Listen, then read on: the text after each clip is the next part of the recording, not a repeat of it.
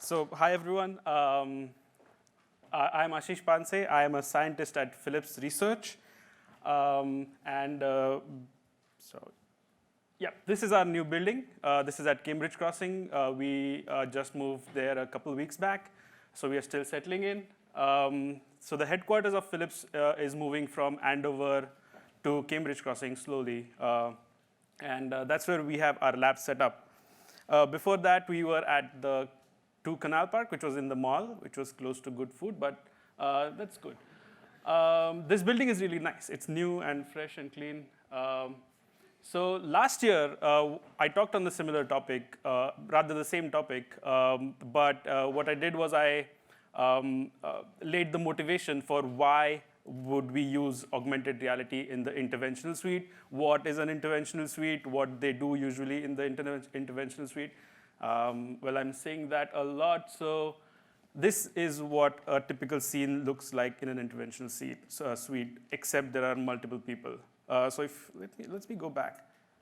Yeah, if you see the photo on the left top corner, that's another typical scene where you'll see there are multiple people in there. Everybody has their own monitors all the way around the room.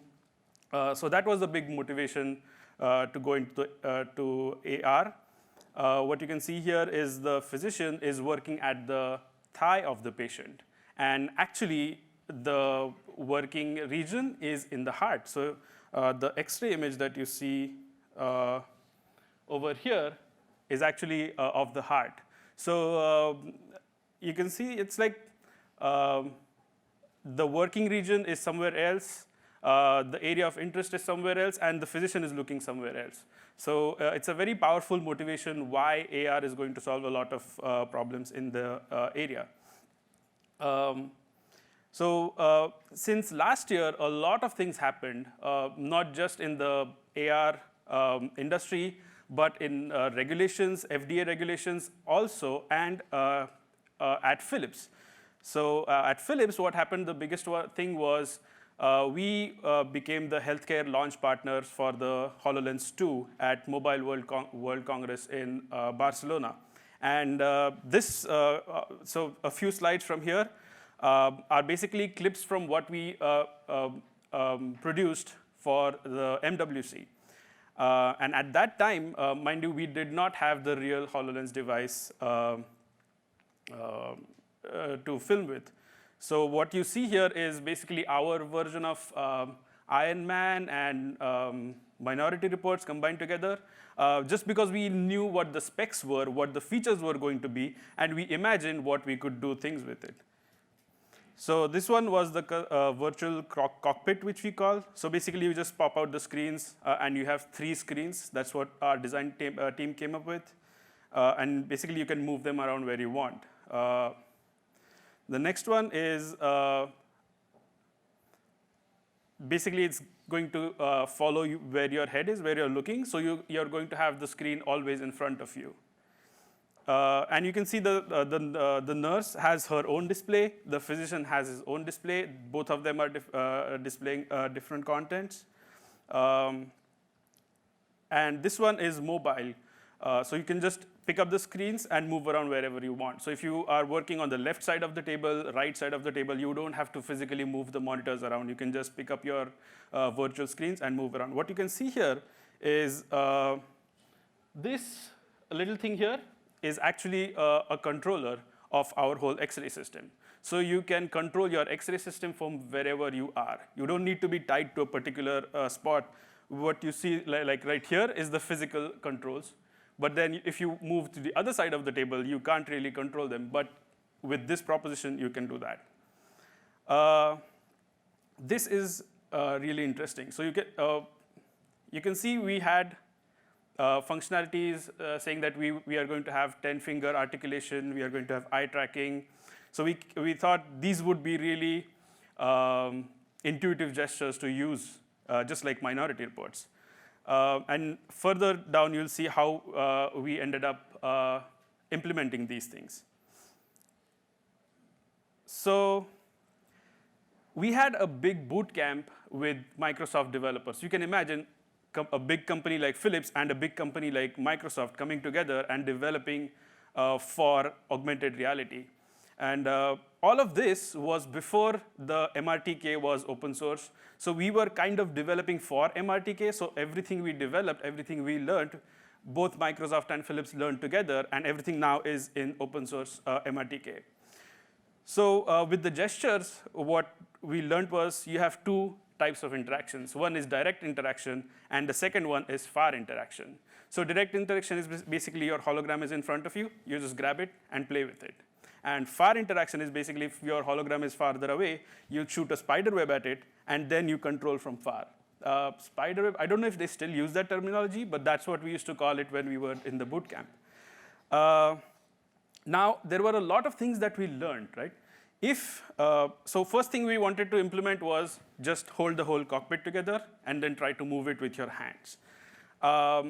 We grabbed the cockpit, and we found out that you can't really do that because the virtual screens are huge, your personal space is closed, and you get lost in the holograms very easily. Same thing with far interactions. It's very difficult to really give affordances. Affordances are basically small virtual buttons near your hand, but which are controlling some things further out. So we had to work with things that you could do, right? Now, you would have seen that Dr. Gupta, who was in the video, he was doing gestures like these, right? So we wanted to implement these because now, oh, I have all 10 finger tracking. I can definitely detect this. I can detect this. But if you see, if you're working, you accidentally trigger these gestures very easily. So those were the things that we bumped up against, and we learned that you can't really use it. So you have to come up with something which was intuitive, but something was not like, oh, this is going to move my next image. This is going to be the previous image. If you remember, these were the gestures we used.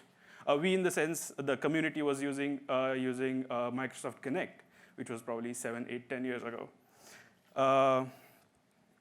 So that's where, that's what we thought that, oh, the gestures are going to be really cool.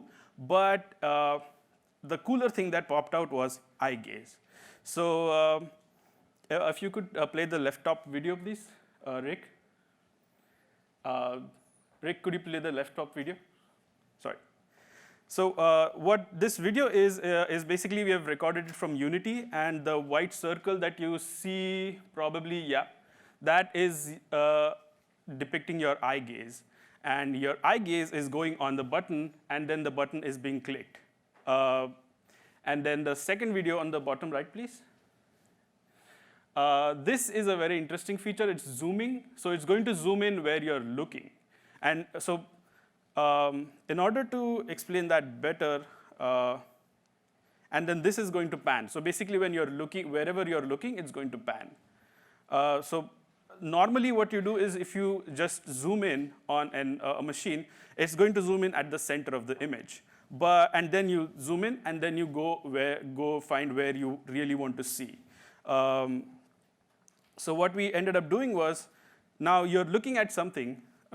So basically, you're looking at this vessel over here. You want to zoom around this. So my eye gaze, I know where I'm looking at. And then when I say zoom in, it's only going to zoom in around that. And so that's where it's very intuitive. Like we thought that it might not be. But when we went through a lot of demos, that's what we figured out, that, oh, it's working really well. And then now that we were zooming in over here, what if I want to see the bottom part? It's just natural. You just follow the vessel down, and it pans up for you. So this simple feature, which we thought was not going to be really interesting, but when we took it to physicians for demos, this was what blew them away instead of the hologram. So this is where we took the demo. We went to SIR. I was on the show floor giving this demo to almost 350 physicians along with one of my colleagues. And this was only in 3 days. So we learned a lot. First thing, wear comfortable shoes. Because 350 people, it's like a railway station. Everyone is churning out through demos and using a HoloLens too. You have to make sure they're clean, they're charged, so many things. What we had in that was basically almost everything that we showed in the video that we created for MWC. So that's what the couple of videos from here are going to show. We filmed it yesterday. Was it yesterday or day before yesterday? Yesterday, in our new lab. So just to show, I'm a big fan of Iron Man, and we start off with Iron Man gesture. So that's how you place the screen. So you just do Iron Man, and the screens pop in front of you. This is direct touch interactions. You can basically just touch the buttons, and the screens change. Now, this is the hologram interaction. All of this has voice commands. So when I say inspect, the hologram pops out. You grab the hologram, and you can basically move however you want. Another cool feature that we played with was with shaders. You can point to what anatomy of interest is. When you're sharing with someone remotely, you can just say, oh, look at this point, or look at this region. And then the hardest part to show in this video is zooming, eye gaze zooming. That's what I'm going to do here right now. I'm going to look at the same vessel and say zoom in. And then I'm going to zoom in again. And now I'm just going to move my eyes around the image, and it's going to pan for me automatically.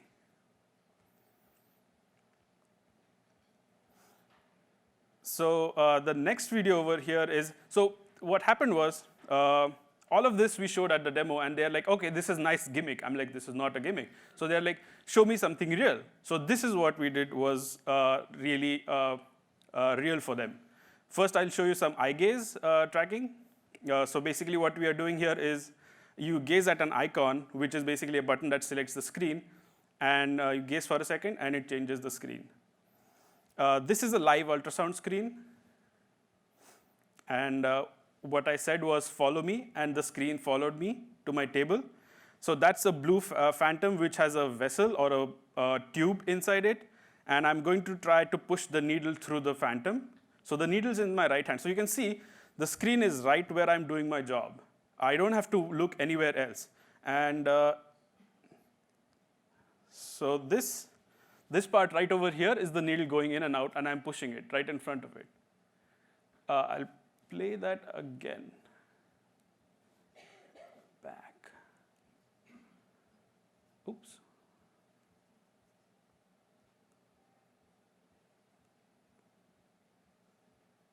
So what you'll see in the ultrasound image is basically there is a needle, like a gray line, that goes from the right top corner into the tube.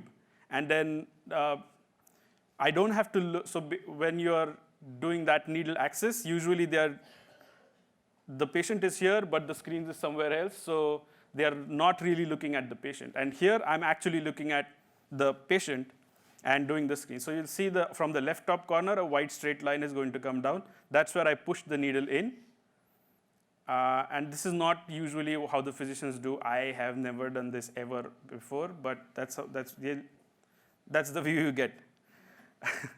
So now, last year I talked about some publications, but this year a lot of things happened. Was basically a lot of companies got FDA approved. So I'll talk about a couple of companies. So this is very interesting. I think this is 2017, right, John? This was in the next room where Medivis people had given their talk, and I remember being there. And they got FDA approved. So what they basically have is 3D rendering inside the OR. So you can see they have registered the MRI scan to the head, and you can really slice through.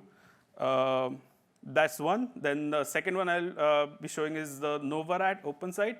What they are doing is basically you have a pre-planned spine surgery. So let me get into spine surgery a bit. Basically, what they do in spine surgeries is you have a spine, and then they'll have to accurately drill a screw into the pedicle, and the margin of error is probably a millimeter or maybe a bit more than that. And if you can overlay that right on the patient, that is going to affect your accuracy of the procedure. So that's what they are doing. They are overlaying the pre-planned procedure path on the patient. And there is something similar happening here, Augmedix X Vision, but these guys have made their own headsets. They are also doing spine surgery. They are also overlaying their tool guidance and spines on the patient, but they have made their own headsets. And they have also got FDA approvals. So I think this is the team. I would like to thank everyone, and John and ARIA again. Thank you all. I'll be outside. You can bump into each other soon. Thank you, thank you, thank you.